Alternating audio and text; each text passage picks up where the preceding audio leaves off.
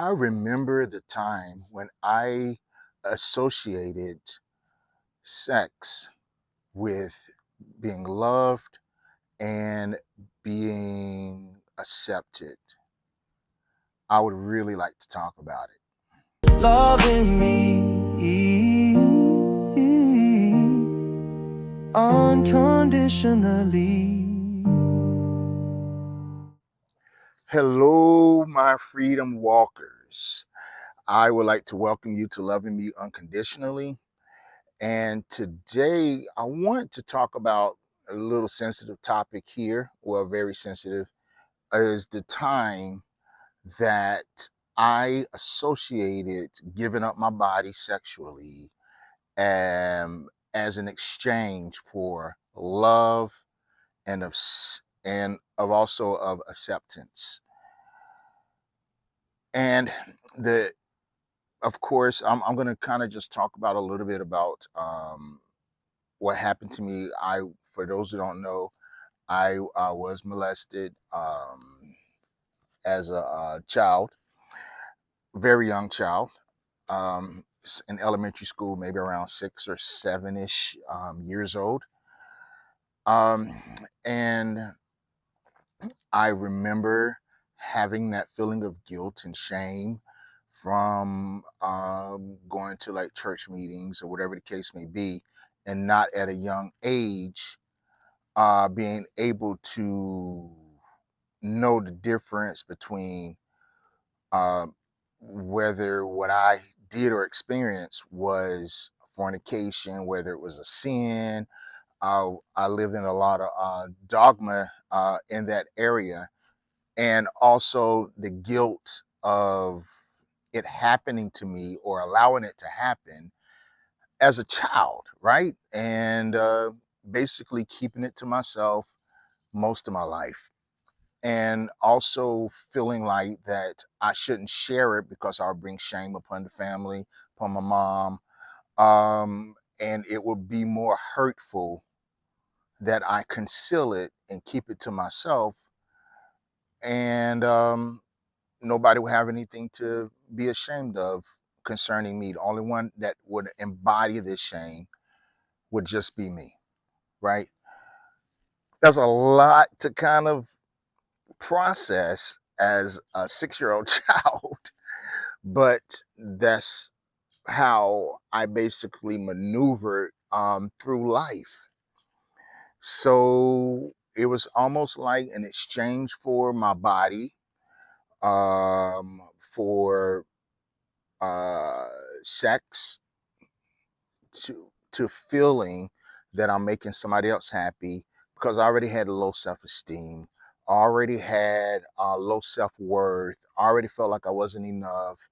I already carried this guilt and shame, this shame of being gay by having to hide it, growing up in a rural black community in the South and raised up in the church, and the whole concept of burning eternally in hell for having gay feelings, you name it.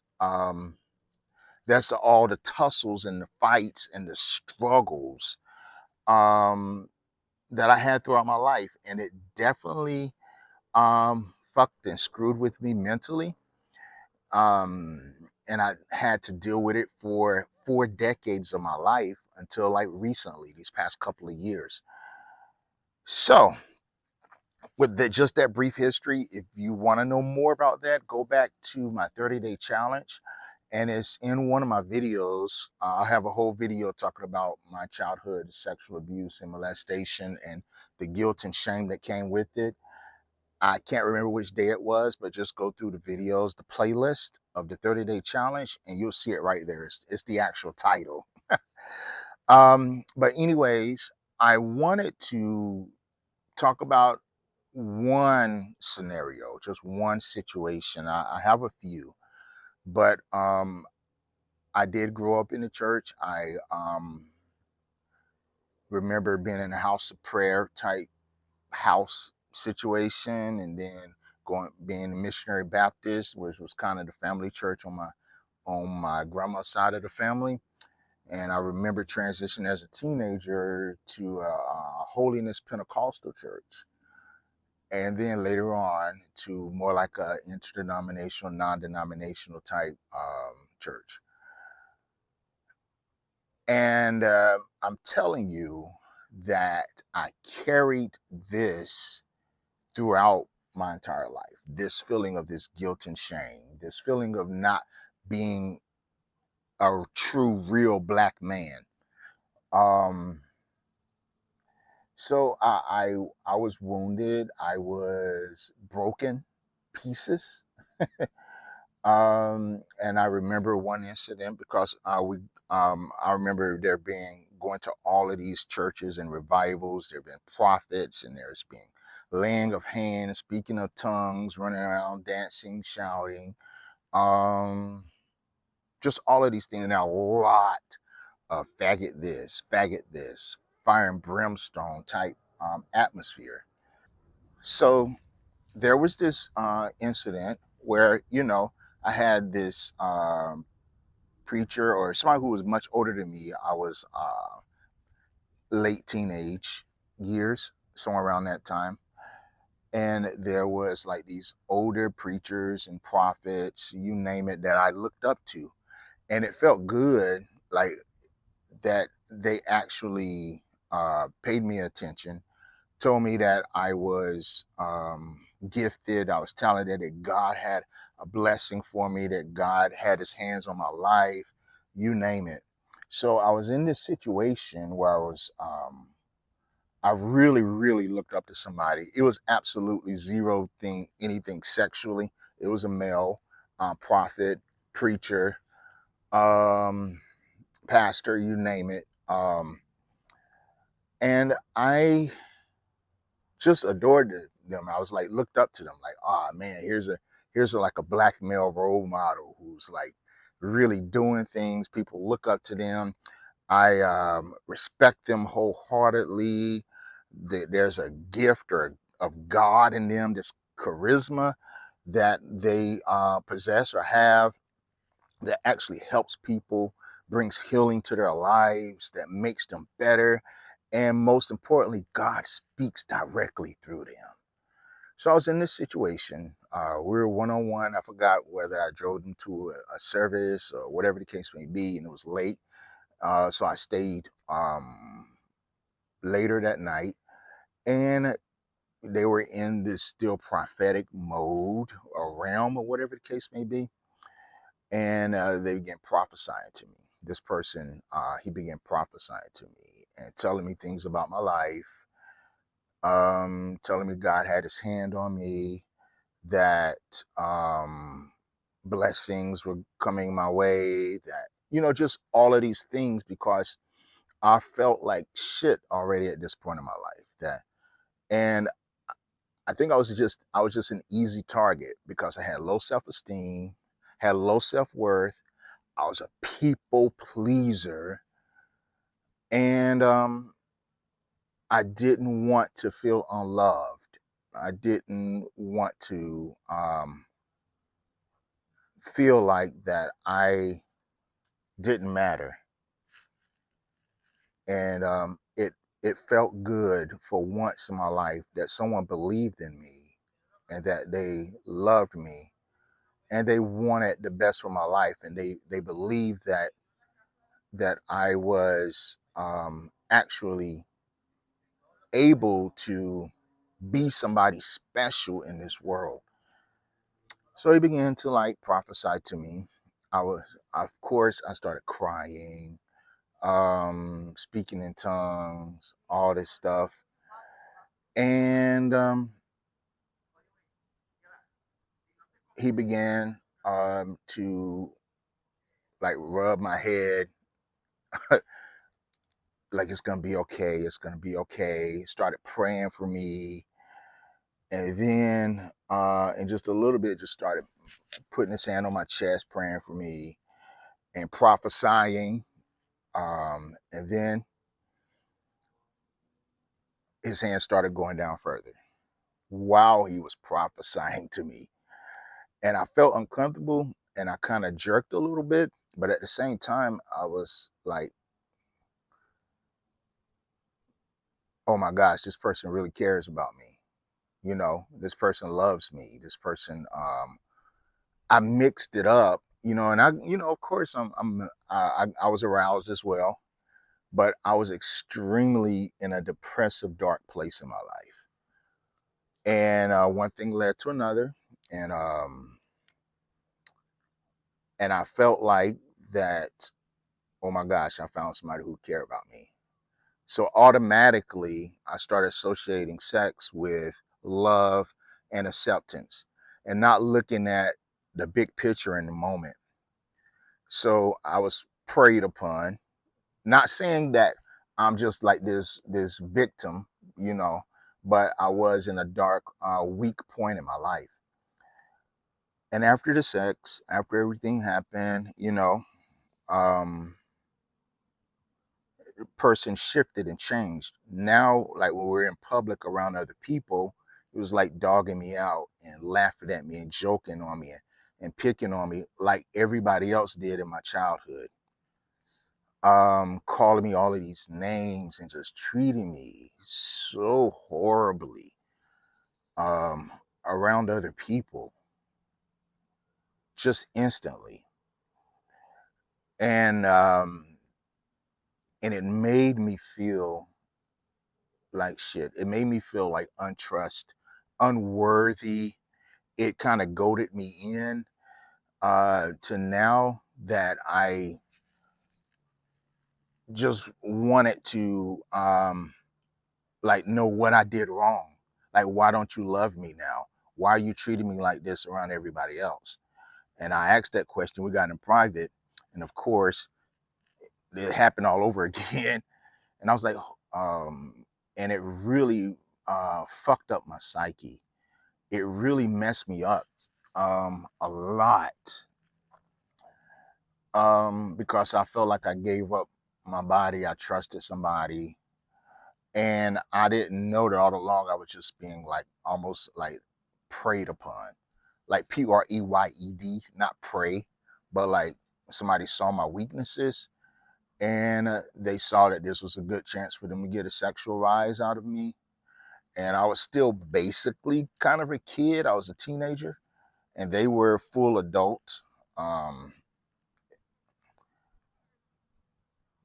and it really, really, um, caused a lot of issues in my life, where I definitely now didn't feel like a man. I definitely now felt like worse than I did before.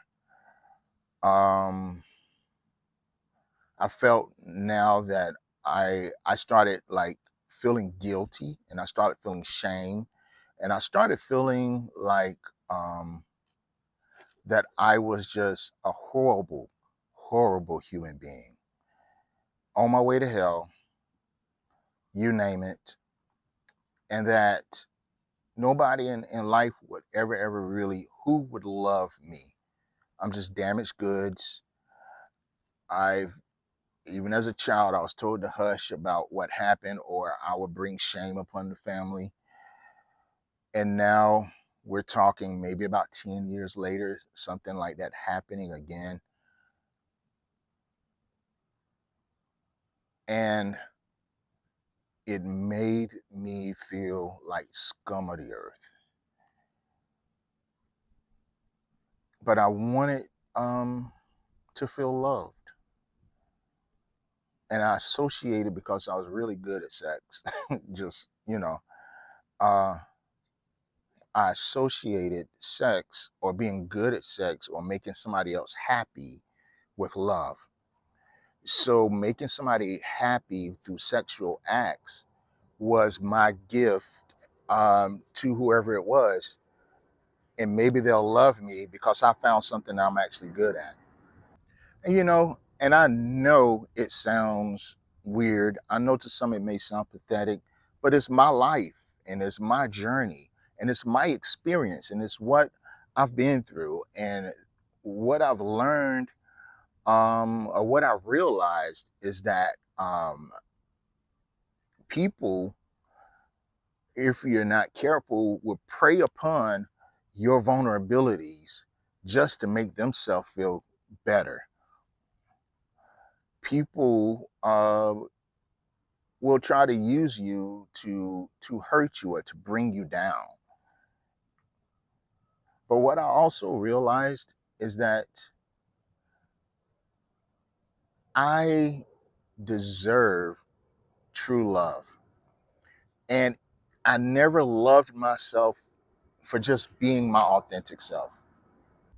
And I screamed, I hate you, so many times to myself in the mirror. I held my head down so many times through my life. I always I felt like that my only place was to be submissive and to not have my own goals, not have my own dreams, not love myself unconditionally, that me being my authentic self was just the worst thing ever, and then I was not worthy of love, that I'm not worthy of happiness, I'm not worthy of fulfillment and joy and peace in my life. But all of that is a lie. A lie I told me first. And then a lie I allowed other people through their actions and through their words to tell me as well.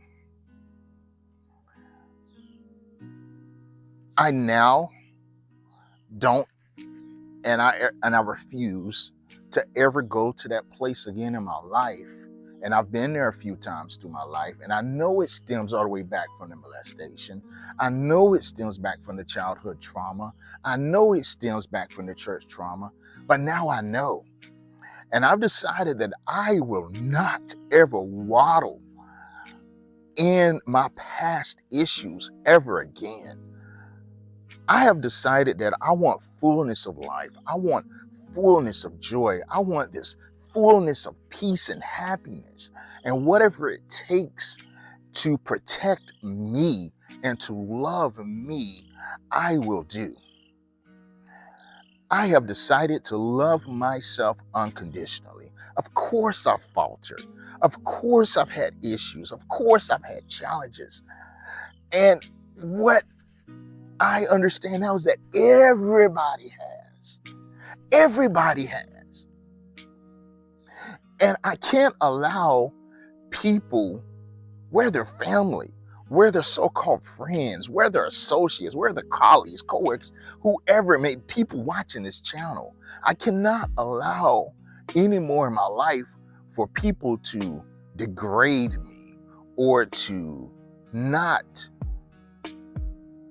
recognize my self-worth. And if they don't, then it's okay. Because I recognize that I have blessings, I have joy, I have talents, I have gifts.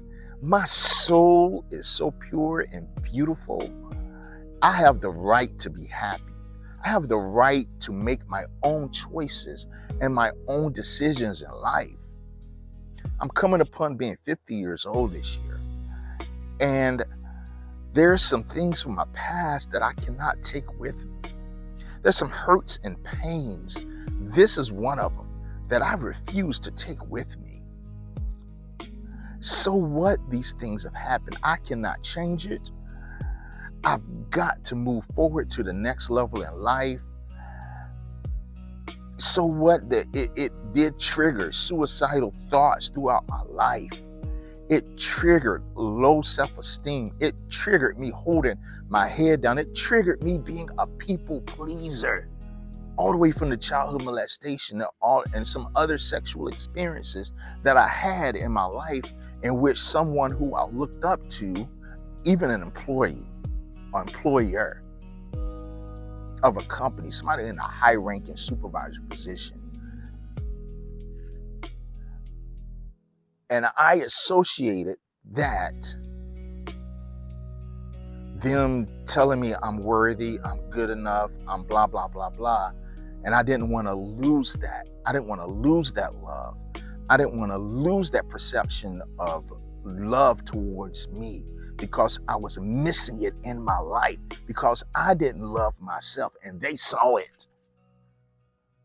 But I'm telling you on today, And you can say this affirmation with me. I am worthy of love.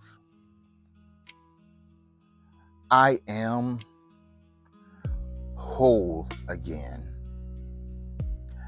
I am becoming. I am no longer walking in guilt and shame. I am beautiful. I am handsome. I am gorgeous.